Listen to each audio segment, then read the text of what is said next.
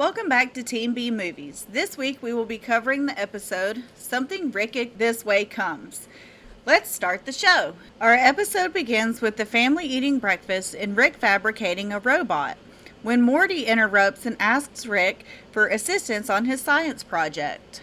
Jerry offers his help with a little moral support by Beth. With Morty occupied, Rick is freed up to take Summer to work.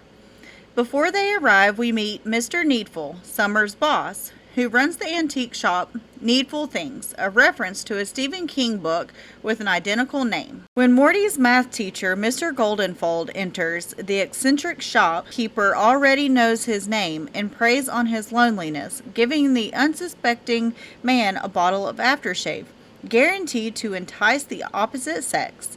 It's on the house, but nothing is free. After arriving, Summer and a sus Rick ask the same question my husband asks me. So what are you, like the devil? Summer tells Rick to back off. He then takes a microscope given to him by Mr. Needful and exits the store. Jerry decides he and Morty shall construct a model of the solar system, leading to a disagreement about Pluto's status with a flawless logic. Pluto was a planet. Some committee of fancy assholes disagree. I disagree back. Give me a ping pong ball. While Rick's in the garage, Morty drops by and takes in Rick's latest gadget, designed to detect evil. He scans the microscope and discovered it would restrict him mentally. Cute. Your sister's boss gave me a microscope that would have made me retarded. When an unsecured Jerry barges in and confronts the pair about Pluto, Mr. Goldenfold returns to the shop. While admitting the aftershave worked, it has one undesired side effect. This aftershave made women want me, but it also made me impotent! Rick then enters and injects a remedy into the now crying teacher. Rick confronts the antiques dealer with a scanner that detects voodoo magic.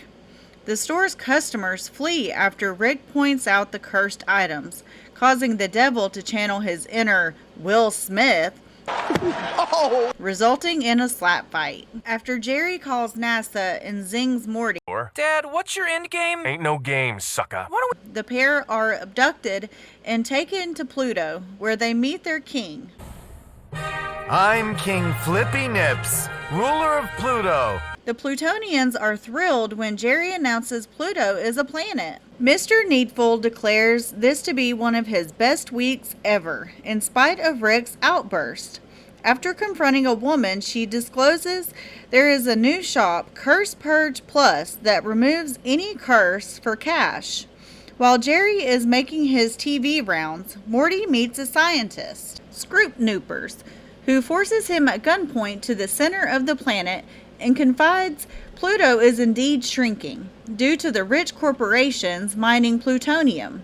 The king, wanting to keep the public unenlightened, uses Jerry as a spokesman. After Summer prevents Mr. Needful from dying after an apparent suicide attempt, she takes the last of their relics to Rick's shop and admits defeat.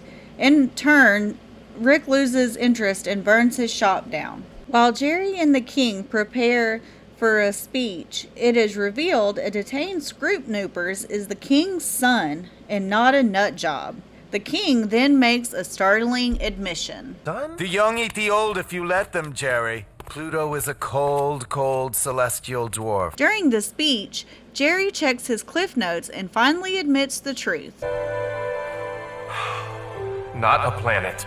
After a rebranding, Needful.com is now an e-commerce giant. The devil blindsides Summer, kicking her out of the new venture. A regretful Summer confides in Rick that the devil duped her, and they decide on a plan. Then we get a sweet workout montage where they get jacked. While doing his best Steve Jobs impression, Summer and Rick Kool-Aid Man their way through the wall behind him, beating the devil to a pulp. The episode ends with Rick and Summer celebrating their victory. In a post-credit scene, our Jack duo shows some roid rage against some violent oppressors. Thanks for watching. Let us know what you think. Comment below, like, and subscribe. Bye!